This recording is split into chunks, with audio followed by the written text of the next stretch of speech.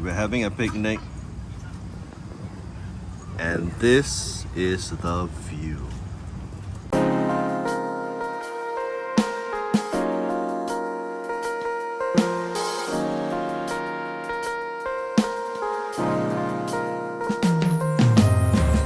Good morning, good morning.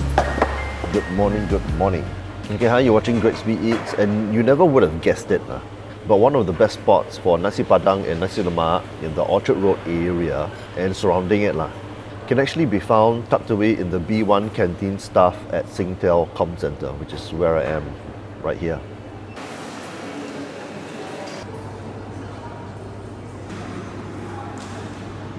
The stall doesn't have any social media presence or even a fancy name. It's just called Malay Economic Rice.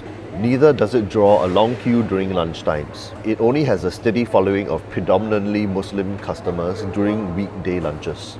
But I have been eating here for quite a number of years, and I dug a bit deeper and I found out that Sulaiman Bohari, who is now in his mid-60s or so, he runs a stall, and he is actually the son of Haja Ratna, the famous Nasi Padang matriarch of the 1960s to the 1980s. More senior, older foodies might remember her business at Pahang Street as one of the top 3 places to go to for Nasi Padang, aside from Sabah Menanti and Warung Pariaman back in the day. The stall shifted to Beach Road in the 1980s and is now run by one of Haja Ratna's other sons. The matriarch passed away in 2010. Sulaiman has been running the stall with his 64-year-old Indonesian, now Singaporean wife, Fatia Rosli, for the past 20 years. So come, let's have a taste. Okay, now, this is what I got. I know I should really be starting with their Nasi Padang because that's really the highlight. But I just wanted to show you the fact that they have Nasi Lemak in the morning. Context is it is a Monday and it's about 9 o'clock. And when I came at about 8:30, 8:15, they weren't ready So they don't start early, they start a bit later. So I ordered their Nasi Lemak, and it's nothing fancy.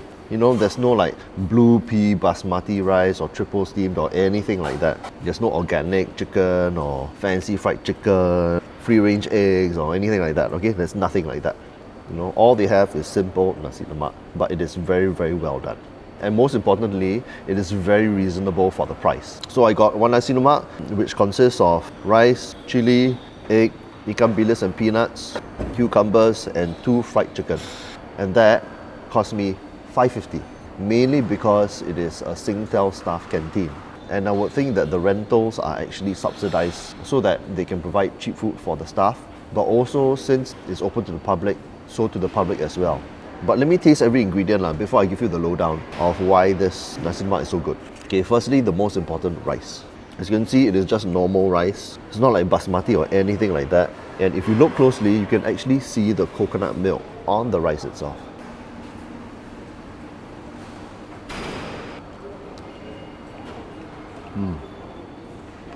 Tell you, it's amazing to have proper Nasi Lemak rice. It's fantastic. And this is what Nasi Lemak rice should be. It has a lot of coconut milk inside the rice, and it is salted. And that's all you need. I mean, the whole point of Nasi Lemak is that it has to be lemak, right? It's got to be rich. So you need that coconut richness in the rice. You know, and you need quite a lot of it. It has to be the non-basmati type because it provides that high glycemic index so that it feels rich and it has that carbo fullness so that it sort of like aids that richness You know, with basmati you don't get that at all. I mean, if you're worried about health, right, in that case, don't eat so much just eat half the amount. That's my personal opinion Okay, now the chili.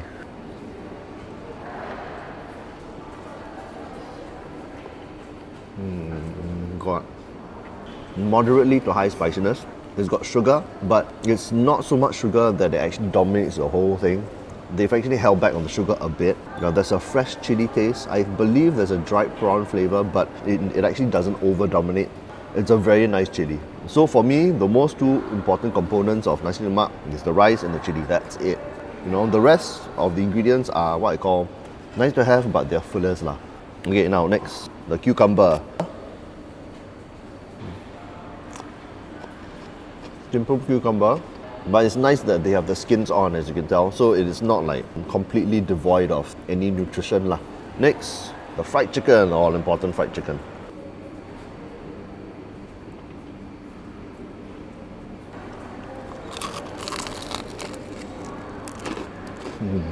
God, simply fantastic.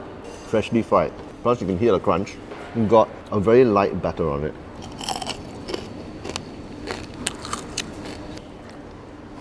So this is just very, very simple fried chicken. It's got kunyit, turmeric, and salt, and it's fried in oil. That's it. Maybe just a bit of flour to put a bit of a very light batter on it, but it is not overly battered. Some stalls do it overly battered.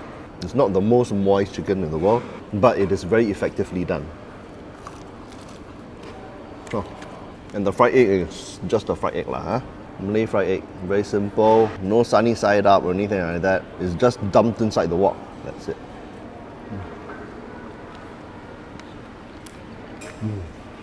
No sunny side up, but there's still a bit of a molten yolk, and there are crispy edges all around. Perfect Malay fried egg. And the ikan bilis and peanuts.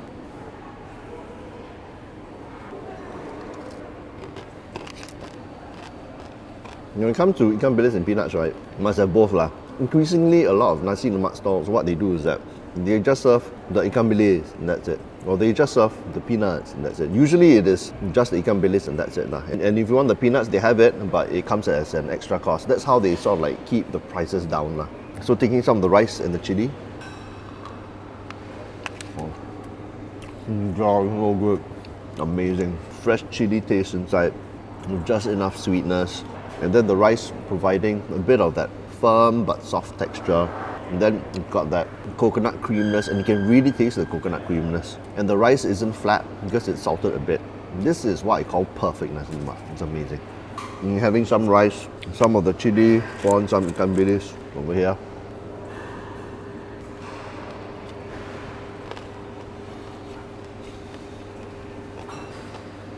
I tell you, it is so good to have proper Malay nasi lemak. This is it for me. And look at this. Proper fried chicken with lots of batter on it. Woo.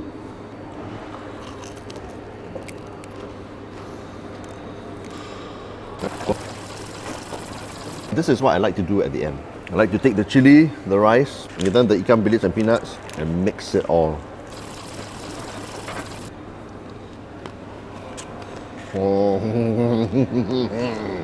You've got a myriad of richness over here.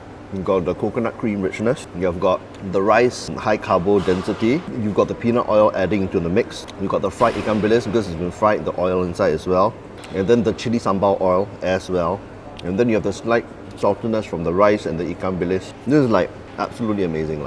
The problem is that once you eat this, right, you'll have no appetite for lunch at all.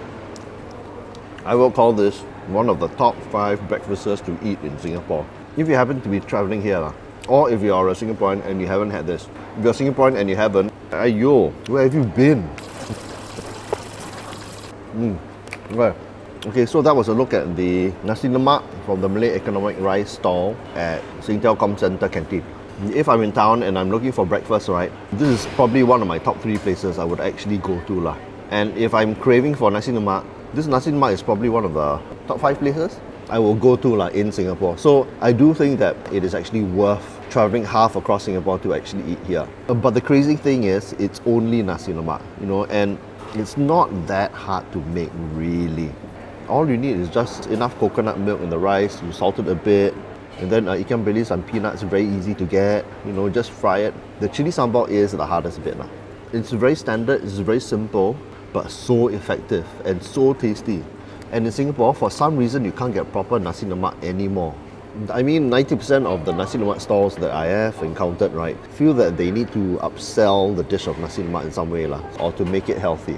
The craze for the past 10 years or maybe 15 years was the fact that they use basmati rice. My personal opinion, but basmati rice should not be in nasi lemak because it has a lower glycemic index, and if you want to eat it for health reasons, okay, fine. But at least don't pretend that it is the best nasi lemak. It is a healthy nasi lemak. The problem about basmati rice is that when you eat it, right, it tastes very, very flat, very, very empty, very hollow. You need the shorter grain rice in order to make up that fullness of nasi lemak. And as I stress again, right, if you're worried about health, right, don't eat so much. Just eat half portions. I mean, last time, nasi lemak wasn't actually a very fancy meal. It's a very simple meal to be eaten as a smaller portion, with just a bit of ikan bilis, with just a bit of fried fish. It is only in recent decades where they started upping the rice portions and putting fancier ingredients and all that stuff lah. So it made it into an incredibly rich meal. But actually, it doesn't have to. All it needs to be is to be pared down. That's it. So as I said, right, 90% of the nasi lemak stalls that I've been to feel that they have to upsell their nasi lemak in some way lah. They make it fancy by putting spices on their fried chicken or blue pea in their coconut rice, fancy fish, lobster. You don't actually need it. All you need is a simple fish, a simple fried chicken, but most importantly, a very good coconut rice and chilli sambal, and that's it. The majority of them are lacking one basic fact, that there isn't enough coconut milk inside the rice. And you need that for a good nasi lemak. Just those simple ingredients, right? It is incredibly effective, tastes way better, and it costs way cheaper as well. Maybe that's the problem lah. With simple nasi lemak, you can't really upsell it in any way. So maybe the problem of simple nasi lemak is that you need better marketing lah. So back to this stall, in the morning they sell some limited nasi padang items which you can eat with rice. As it draws closer to lunchtime, you can buy their full spread of about 23 nasi padang dishes lah. So I'll be coming back to order their nasi padang on another day. So see you soon. Okay, hi, good morning to you. And I'm back here at Singtel ComCentre, the canteen, to try the Malay economic rice. It's just called Malay economic rice again lah. And this time I ordered nasi padang and I ordered like the works, okay? Literally, I didn't hold back at all. Okay, so what did I order? I ordered 1, 2, 3, 4, 5. 5 items here, okay? The beef rendang, I ordered the begedil, long beans stir-fried. I ordered some tempeh goreng, and I ordered some sambal goreng, which is basically tofu, tempeh and long beans lah, in a very rich curry-like, savoury, spicy, sweet sauce lah. Okay, so let's try. Now I'll go for the highlight, which is the rendang. Okay. Oh, before I forget also, right, I also ordered. He asked me whether I wanted some gravy, so I asked him for some of the rendang paste as well, which is just on top.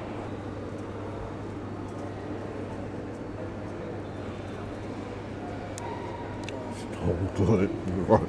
Beef rendang is excellent, okay? But it is not dry and reduced like how a lot of Indonesian style rendangs are. You know, it is reduced, it is dry, but they make it a little bit more moist. There's a local slant with a hint of coconut richness and a very slightly watery gravy consistency. Very, very slight only. Nevertheless, the flavors in the rendang are really power-packed. It's got a very complex savouriness, lots of spices, oil richness, and there's kind of like a moderate spiciness, I would say. And the texture of the beef is soft and bite. The tempeh goreng is the other one which I like from the stall.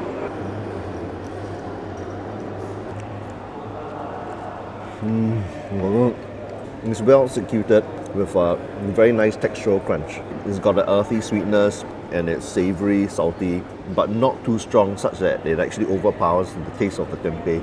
It's very well fried. It's a great crunch. I'll try the begedil first.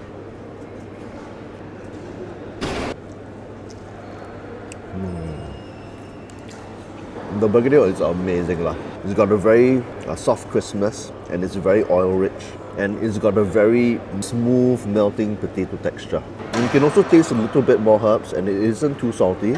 I mean, it is salted, but it isn't too salty, so you can actually taste a little bit more of that potato sweetness. This is very good. A lot of begedils can come not rich enough lah, you know, and dry, but this one is very, very good. Okay, next, the sambal goreng.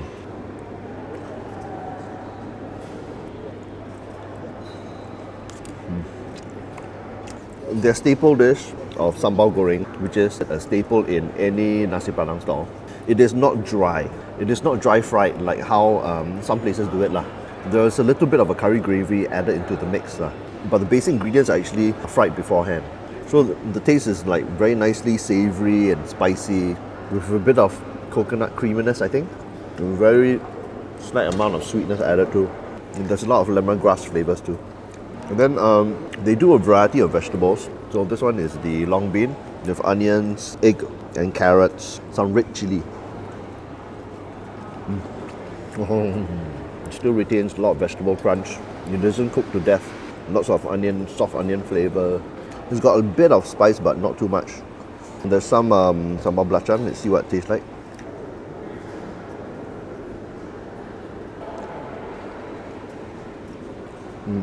So there's a lot more fresh chili taste, a little bit more of a herb taste. There's salt, but it's not too salted, and there's belachan, but it is on the lighter side. It's spicy as well. So I'm going to take a bit of the rice, a bit of the rendang gravy, and sambal belachan on top.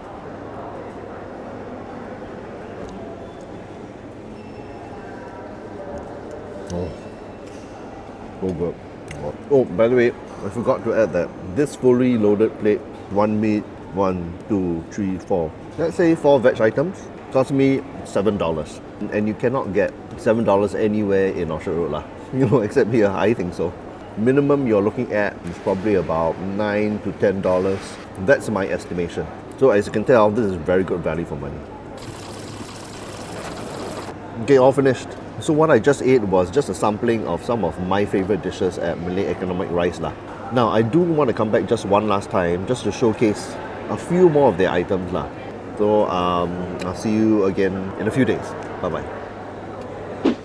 Okay, a warm welcome to you again, and I'm here back at Malay Economic Rice for the last and final time to try some more of their dishes. So what I ordered, it's actually just 4 items, but 2 of them are actually pretty big. I asked them to actually separate it to bowls because I wanted to taste the individual flavors. So the Ikan Assam Pedas, which is a very classic Malay dish. The sayur lodeh.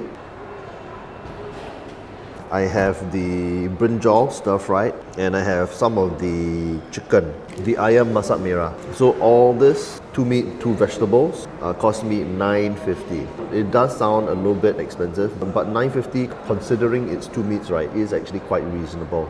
The other thing also is that they actually give me larger portions. The sayur lodeh is in a larger portion, much bigger portion. And they give me more gravy for the Ikan Assam Pedas. Okay, let's try the vegetable first lah, okay? This is a brinjal, and you get some chilli, some egg, some onion.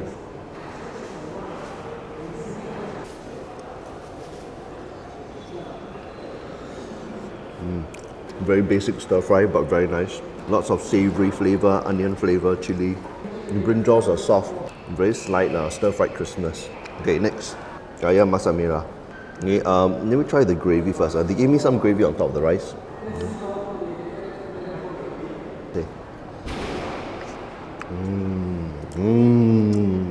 Oil rich, a bit sweet, very lightly savory, lots and lots of spices. Oh, by the way, if you don't know what ayam masak Merah is, it's basically deep fried chicken, and then it's actually coated with a sauce now.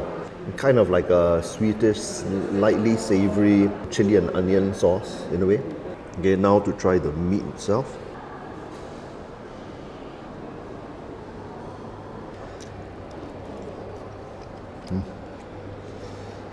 The chicken is very nicely deep fried, and then it's been softened by the gravy, and it's very well balanced gravy. Lots of onion and chili flavor, sweetness, and there's an oil richness, but it can be fairly fresh too. I mean, the good thing about this ayam masak Merah is that they don't make it too sweet lah. I mean, it is a sweet dish, but sometimes it does go overly sweet, and then you can't taste anything else. Here you can still taste the chicken, and you can still taste the other spices. Very nice. Okay, now the sayur lodeh. Okay, let's try the gravy first lah. Looks quite thick. Very nice. The sayur lodeh is kind of like a coconut soup. It is creamy, very lightly savory, and you can taste a lot of the spices inside, and there's a bit of chili flavor. But the coconut is front and center. Okay, if you don't know what sayur lodeh is, it's a stewed vegetable dish with like cabbage, long beans, fried tau kwa over here, and it is kind of like in a savory coconut sauce. Okay, now for the Ikan Assam Pedas. Again, a very staple nasi padang dish. Fish in a chili gravy of sorts lah. Sometimes it comes sour, sometimes it comes savory, but it is kind of like a chili sauce of sorts lah.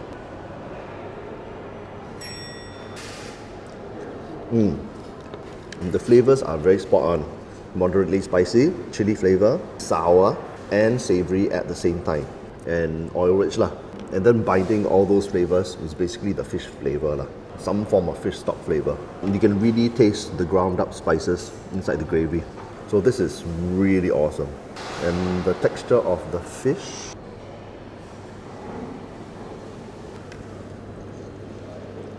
Oh.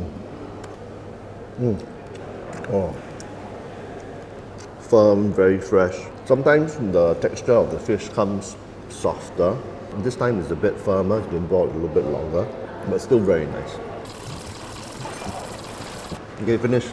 And that was a look at Malay economic rice, which serves very good nasi padang and nasi lemak. But would I travel half across Singapore to eat here? I would say that it's a very close yes. I mean, the stall sells easily the most value for money Malay food you can find in the Orchard Road area lah. That's for sure. And that's mainly because it's located in the Singtel ComCentre staff canteen.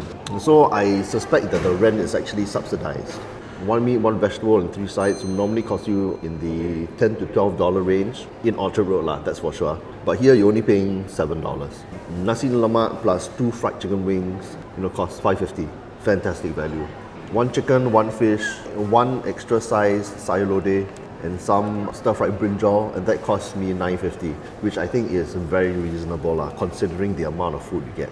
But even if it wasn't value for money, right, this stall sells pretty authentic and very good Malay food, and I actually wouldn't mind paying a little bit extra for this kind of quality.